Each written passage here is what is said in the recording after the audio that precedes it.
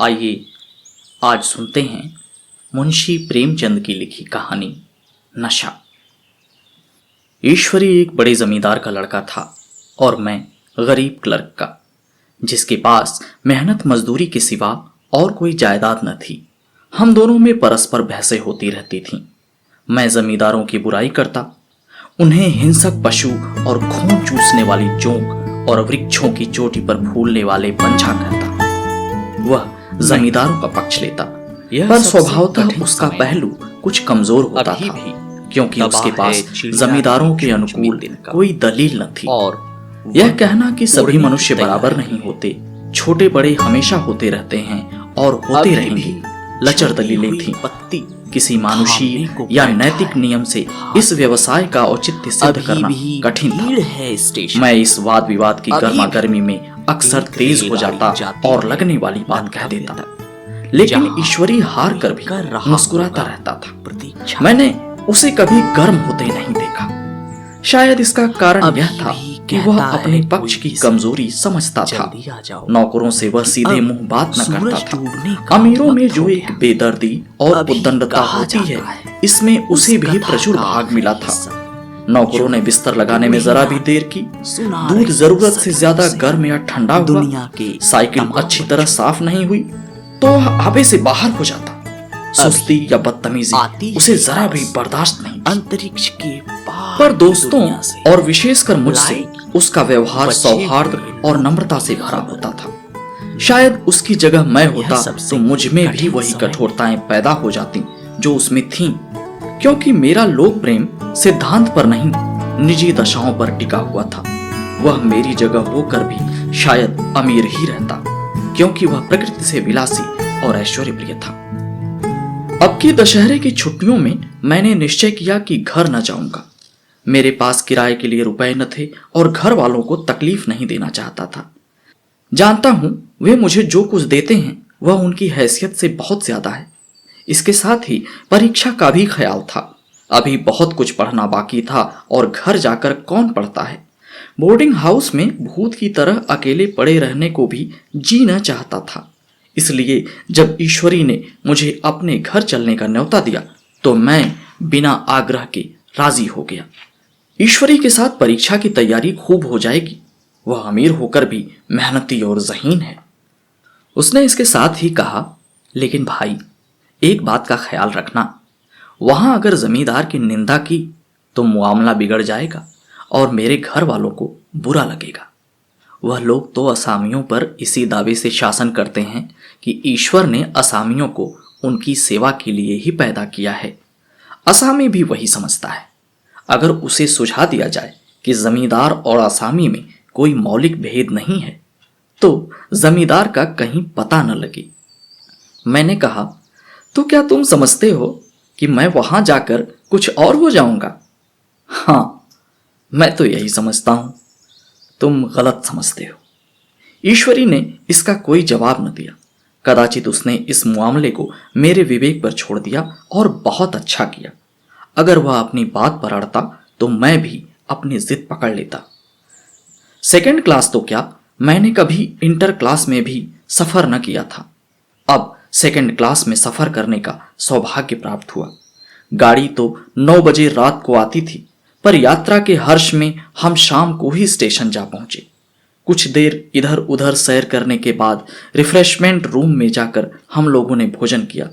मेरी वेशभूषा और रंग ढंग से पारखी खानसामों को पहचानने में देर न लगी कि मालिक कौन है और पिछलग्गू कौन। लेकिन न जाने क्यों मुझे उनकी गुस्ताखी बुरी लग रही थी। पैसे ईश्वरी के जेब से गए। शायद मेरे पिता को जो वेतन मिलता है उससे ज्यादा इन खानसामों को इनाम इकराम में मिल जाता हो। एक अठन्नी तो चलते समय ईश्वरी ने ही दी। फिर भी मैं उन सभी से उसी तत्परता और विनय की प्रतीक्षा करता था जिससे वे ईश्वरी की सेवा कर रहे थे। ईश्वरी के हुक्म पर सब क्या दौड़ते हैं, लेकिन मैं कोई चीज मांगता हूं तो उत्साह नहीं दिखाते। मुझे भोजन में कुछ स्वाद न मिला। वह भेद मेरे ध्यान को संपूर्ण रूप से अपनी ओर खींचे था। गाड़ी आई, हम दोनों सवार हुए। खानसामे ने ईश्वरी को सलाम किया, मेरी ओर देखा भी नहीं। ईश्वरी ने कहा, कितने तमीजदार हैं ये सब, एक हमारे नौकर हैं कि कोई काम करने का ढंग ही नहीं। मैंने खट्टे मन से कहा, इसी तरह अगर तुम नौकरों को भी 8 आने रोज इनाम दिया करो तो इससे ज्यादा तमीजदार हो जाएं। तो क्या तुम समझते हो ये सब केवल इनाम के लालच में इतना अदब करते हैं? जी नहीं, कदापि नहीं। तमीज और अदब तो इनके रक्त में मिल गया है। गाड़ी चली। डाक थी, प्रयाग से चली तो प्रतापगढ़ जाकर रुकी। एक आदमी ने हमारा कमरा खोला। मैं तुरंत चिल्ला उठा, दूसरा दर्जा है, सेकंड क्लास है। मुसाफिर ने डिब्बे के अंदर आकर मेरी ओर एक विचित्र उपेक्षा की दृष्टि से देखकर कहा, जी हाँ, सेवक भी इतना समझता है, और बीच वाली बर्थ पर बैठ गया। मुझे कितनी लज्जा आई, कह नहीं सकता।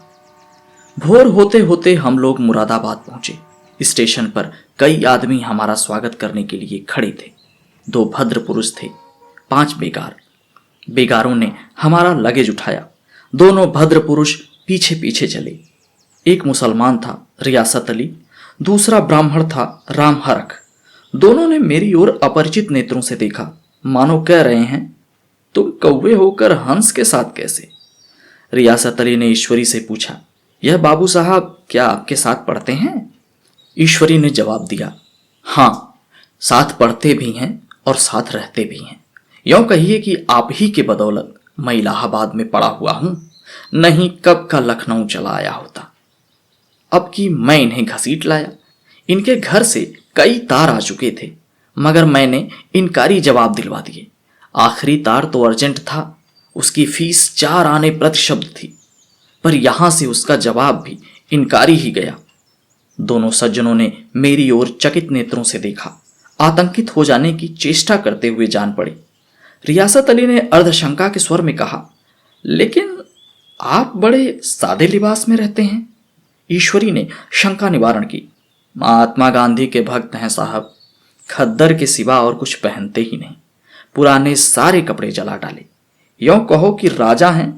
2.5 लाख सालाना की रियासत है, पर आपकी सूरत देखो तो मालूम होता है अभी अनाथालय से पकड़ कर आए हैं। राम हरख बोले, अमीरों का ऐसा स्वभाव बहुत कम देखने में आता है, कोई भांप नहीं सकता। रियासत अली ने समर्थन किया, आपने महाराज चांगली को देखा होता तो दांतों तले उंगली दबाते। एक गाढ़े के मिर्जई और चमरौधा जूता पहने बाजार में घूमा करते थे। सुनते हैं एक बार बेगार में पकड़े गए थे और उन्होंने 10 लाख में कॉलेज खोल दिया। मैं मन में कटा जा रहा था, पर न जाने क्या बात थी कि यह सफेद झूठ उस वक्त मुझे हास्यास्पद न जान पड़ा। उसके प्रत्येक वाक्य के साथ मन में उस कल्पित वैभव के समीप तर आता जाता था।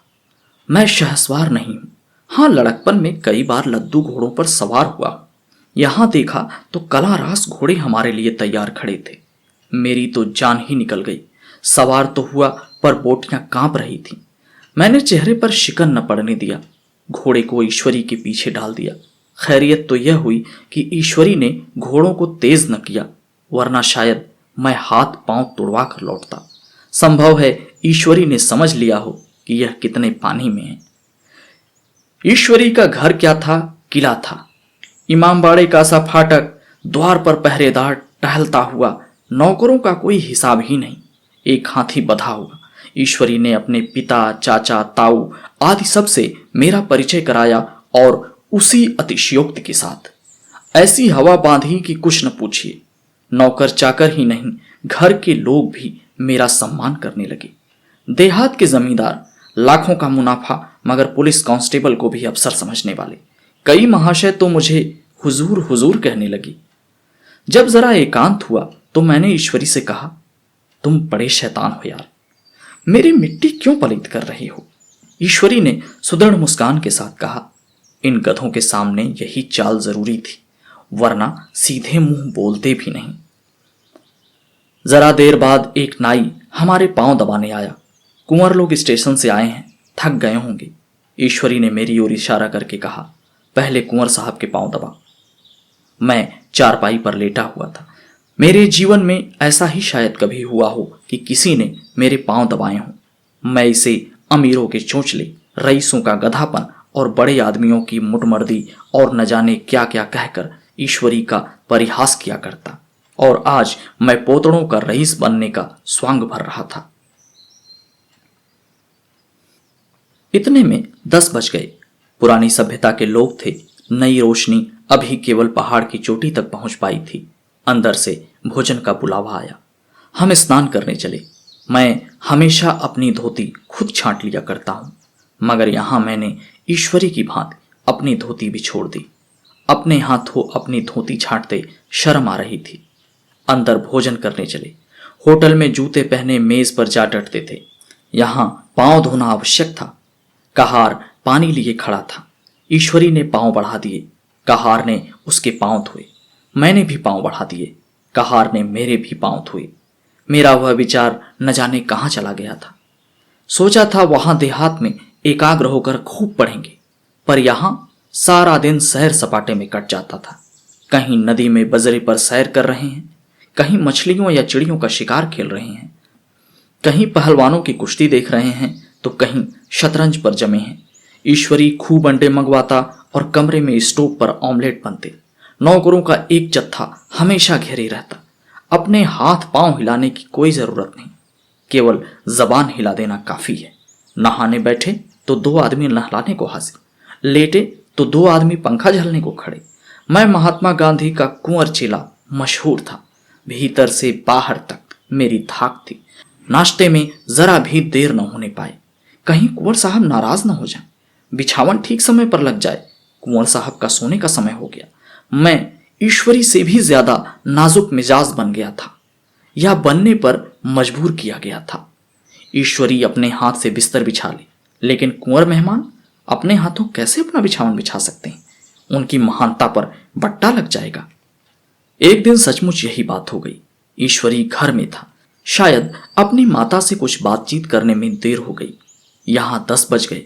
मेरी आंखें नींद से झपक रही थीं, मगर बिस्तर कैसे लगाऊं? कुंवर जो ठहरा। कोई 11:30 बजे महरा आया। बड़ा मुंह लगा नौकर था। घर के धंधों में मेरा बिस्तर लगाने की उसे सुधि न रही। अब जो याद आई तो भागा हुआ आया। मैंने ऐसी डांट बताई कि उसने भी क्या याद किया होगा। ईश्वरी मेरी डांट सुनकर बाहर आया और बोला, तुमने बहुत अच्छा किया।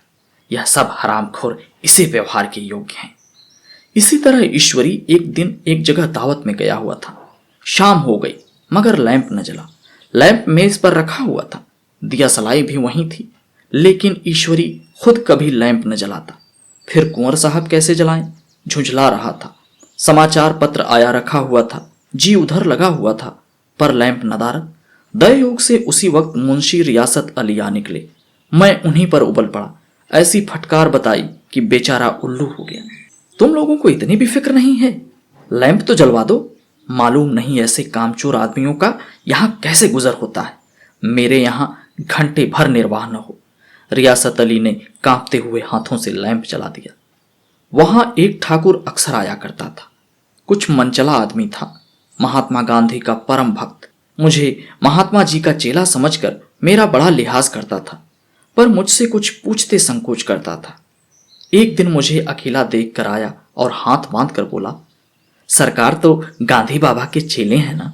लोग कहते हैं कि यहां सुराज जो आएगा तो जमींदार न रहेंगे। मैंने शान जमाई, जमींदारों को रहने की जरूरत ही क्या है? यह लोग गरीबों के खून चूसने के सिवा और क्या करते हैं? ठाकुर ने फिर पूछा, तो क्या सरकार सब जमींदारों की जमीन छीन ली जाएगी? मैंने कहा, बहुत से लोग तो खुशी से दे देंगे। जो लोग खुशी से न देंगे उनकी जमीन छीननी ही पड़ेगी। हम लोग तो तैयार बैठे हुए हैं।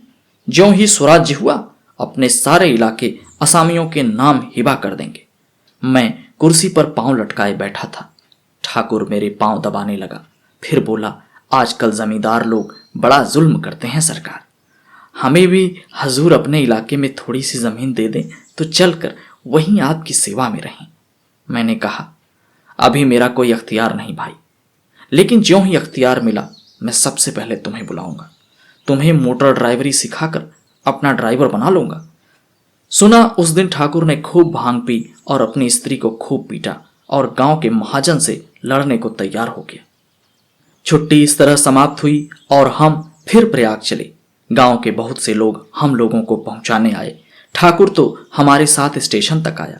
मैंने भी अपना पार्ट खूब सफाई से खेला और कुबेरोचित विनय और देवत्व की मुहर हर एक हृदय पर लगा दी। जी तो चाहता था हर एक नौकर को अच्छा इनाम दूं, लेकिन वह सामर्थ्य कहाँ थी। वापसी टिकट था ही, केवल गाड़ी में बैठना था, पर गाड़ी आई तो ठसाठस भरी हुई। दुर्गा पूजा की छुट्टियां भोगकर सभी लोग लौट रहे थे। सेकंड क्लास में तिल रखने की जगह नहीं, इंटर क्लास की हालत उससे भी बदतर। यही आखिरी गाड़ी थी, किसी तरह रुक न सकते थे। बड़ी मुश्किल से तीसरे दर्जे में जगह मिली। हमारे ऐश्वर्य ने वहां अपना रंग जमा लिया, मगर मुझे उसमें बैठना बुरा लग रहा था।